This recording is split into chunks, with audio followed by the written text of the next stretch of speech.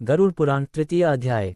गरुड़ उवाच। गरुड़ जी ने कहा, हे केशव, यम मार्ग की यात्रा पूरी करके यम के भवन में जाकर पापी किस प्रकार की यातना को भोगता है, वह मुझे बतलाए। श्री भगवान उवाच। श्री भगवान बोले, हे विंता के पुत्र गरुड़, मैं नरक यातना को आदि से अंत तक कहूंगा, सुनो। मेरे द्वारा नरक का वर्णन किए जाने पर उसे सुनने मात्र से ही तुम कांप उठोगे। हे कश्यप नंदन, बहुभीतिपुर के आगे 44 योजन में फैला हुआ धर्मराज का विशाल पुर है। हाहाकार से परिपूर्ण उस पुर को देखकर पापी क्रंदन करने लगता है। उसके क्रंदन को सुनकर यमपुर में विचरण करने वाले यम के गण प्रतिहार द्वारपाल के पास जाकर उस पापी के विषय में बताते हैं। धर्मराज के द्वार पर सर्वदा धर्मध्वज नामक प्रतिहार द्वारपाल स्थित रहता है। वह द्वारपाल जाकर चित्रगुप्त से उस प्राणी के शुभ और अशुभ कर्म को बताता है। उसके बाद चित्रगुप्त भी उसके विषय में धर्मराज से निवेदन करते हैं। हे तार्क्ष, जो नास्तिक और महापापी प्राणी हैं, उन सभी के विषय में धर्मराज यथार्थ रूप से भली भांति जानते हैं। तो भी वे चित्रगुप्त से उन प्राणियों के पाप के विषय में पूछते हैं और सर्वज्ञ चित्रगुप्त भी श्रवणों से पूछते हैं। श्रवण ब्रह्मा के पुत्र हैं। वे स्वर्ग, पृथ्वी तथा पाताल में विचरण करने वाले तथा दूर से ही सुन एवं जान लेने वाले हैं। उनके नेत्र सुदूर के दृश्यों को भी देख लेने वाले हैं। श्रवणी नाम की उनकी पृथक पृथक पत्नियां भी उसी प्रकार के स्वरूप वाली हैं, अर्थात श्रवणों के समान ही हैं। वे स्त्रियों की सभी प्रकार की चेष्टाओं को तत्वत जानती हैं। मनुष्य छिपकर अथवा प्रत्यक्ष रूप से जो कुछ करता और कहता है, वह सब मनुष्य के मानसिक, वाचिक और कायिक सभी प्रकार के शुभ और अशुभ कर्मों को ठीक ठीक जानते हैं। मनुष्य और देवताओं के अधिकारी वे श्रवण और श्रवणीय सत्यवादी हैं।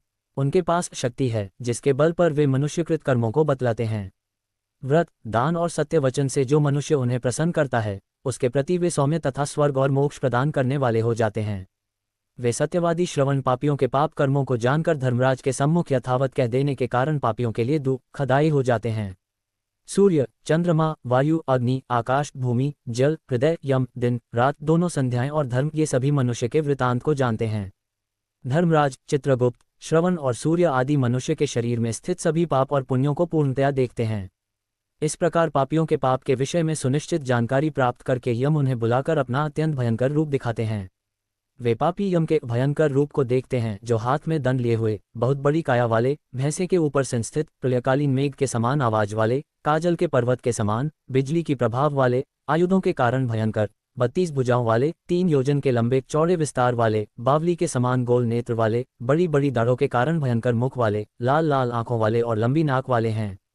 मृत्यु और ज्वर आदि से संयुक्त होने के कारण चित्रगुप्त भी भयावह हैं। यम के समान भयानक सभी दूत उनके समीप पापियों को डराने के लिए गरजते रहते हैं। उन चित्रगुप्त को देखकर भयभीत होकर पापी हाहाकार करने लगता है। दान न करने वाला वह पापात्मा कांपता है और बार बार विलाप करता है। तब चित्रगुप्त यम की आज्ञा से क्रंदन करते हुए और अपने पाप कर्मों के विषय में सोचते हुए उन सभी प्राणियों से कहते हैं, अरे पापियों, दुराचारियों, अहंकार से दूषितों, तुम अविवेकियों ने क्यों पाप कमाया है। काम से, क्रोध से तथा पापियों की संगति से जो पाप तुमने किया है, वह दुख देने वाला है। फिर हे मूर्ख जनों, तुमने वह पाप कर्म क्यों किया। पूर्व जन्म में तुम लोगों ने जिस प्रकार अत्यंत हर्षपूर्वक पाप कर्मों को किया है, उसी प्रकार यातना भी भोगनी चाहिए। इस समय यातना भोगने से क्यों पराडमुख हो रहे हो। तुम लोगों ने जो बहुत से पाप किए हैं, वे पाप ही तुम्हारे दुख के कारण हैं। इसमें हम लोग कारण नहीं हैं। मूर्ख हो या पंडित, दरिद्र हो या धनवान और सबल हो या निर्बल, यमराज सभी से समान व्यवहार करने वाले कहे गए हैं। चित्रगुप्त के इस प्रकार के वचनों को सुनकर वे पापी अपने कर्मों के विषय में सोचते हुए निश्चेष्ट होकर चुपचाप बैठ जाते हैं। धर्मराज भी चोर की भांति निश्चल बैठे हुए उन पापियों को देखकर उनके पापों का मार्जन करने के लिए यथोचित दंड देने की आज्ञा करते हैं। इसके बाद वे निर्दयी दूत उन्हें पीटते हुए कहते हैं, हे पापी, महान घोर और अत्यंत भयानक नरकों में चलो। यम के आज्ञाकारी प्रचंड और चंडिक आदि नाम वाले दूत एक पाश से उन्हें बांधकर नरक की ओर ले जाते हैं। वहां जलती हुई अग्नि के समान प्रभा वाला एक विशाल वृक्ष है, जो 5 योजन में फैला हुआ है तथा 1 योजन ऊंचा है। उस वृक्ष में नीचे मुख करके उसे सांकलों से बांधकर वे दूत पीटते हैं। वहां जलते हुए वे रोते हैं, पर वहां उनका कोई रक्षक नहीं होता।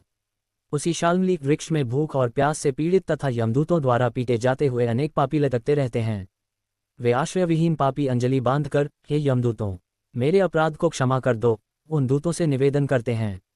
बार बार लोहे की लाठियों, मुद्गरों, भालों और बर्छियों, गदाओं और मूसलों से उन दूतों के द्वारा वे अत्यधिक मारे जाते हैं। मारने से जब वे चेष्टारहित और मूर्छित हो जाते हैं, तब उन निश्चेष्ट पापियों को देखकर यम के दूत कहते हैं, अरे दुराचारियों, पापियों, तुम लोगों ने दुराचरण क्यों किया। सुलभ होने वाले भी जल और अन्न का दान कभी क्यों नहीं दिया। तुम लोगों ने आधा ग्रास भी कभी किसी को नहीं दिया और न ही कुत्ते तथा कौए के लिए बलि ही दी। अतिथि को नमस्कार नहीं किया और पितरों का तर्पण नहीं किया। यमराज तथा चित्रगुप्त का उत्तम ध्यान भी नहीं किया और उनके मंत्रों का जप नहीं किया, जिससे तुम्हें ये यातना नहीं होती। कभी कोई तीर्थ यात्रा नहीं की, देवताओं की पूजा भी नहीं की। गृहस्थाश्रम में रहते हुए भी तुमने अंतकार नहीं निकाला, संतों की सेवा की नहीं, इसलिए अब स्वयं किए गए पाप का फल भोगो। चूंकि तुम धर्महीन हो, इसलिए तुम्हें बहुत अधिक पीटा जा रहा है। भगवान हरि ही ईश्वर है, वे ही अपराधियों को क्षमा करने में समर्थ हैं, हम तो उन्हीं की आज्ञा से अपराधियों को दंड देने वाले हैं। कहकर वे दूत निर्दयतापूर्वक उन्हें पीटते हैं और उनसे पीटे जाने के कारण वे जलते हुए अंगार के समान नीचे गिर जाते हैं। गिरने से उस शाल्मली वृक्ष के पत्तों से उनका शरीर कट जाता है। नीचे गिरे हुए उन प्राणियों को कुत्ते खाते हैं और वे रोते हैं। रोते हुए उन पापियों के मुख में यमदूत धूल भर देते हैं तथा कुछ पापियों को विविध पाशों से बांधकर मुद्गरों से पीटते हैं।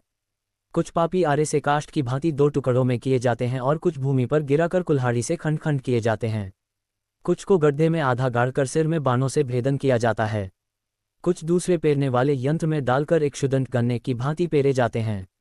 कुछ को चारों ओर से जलते हुए अंगारों से युक्त उन्मुख जलती हुई लकड़ी से ढक करके लौहपिंड की भांति धधकाया जाता है। कुछ को घी के खौलते हुए कड़ाही में, कुछ को तेल के कड़ाहे में तले जाते हुए बड़े की भांति इधर उधर चलाया जाता है।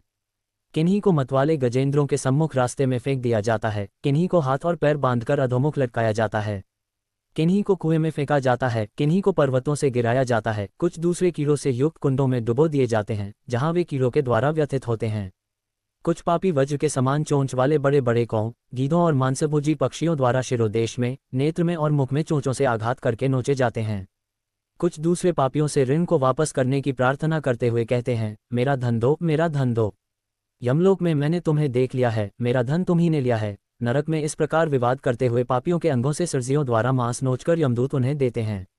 इस प्रकार उन पापियों को सम्यक प्रताड़ित करके यम की आज्ञा से यमदूत खींचकर तामिस्त्र आदि घोर नरकों में फेंक देते हैं।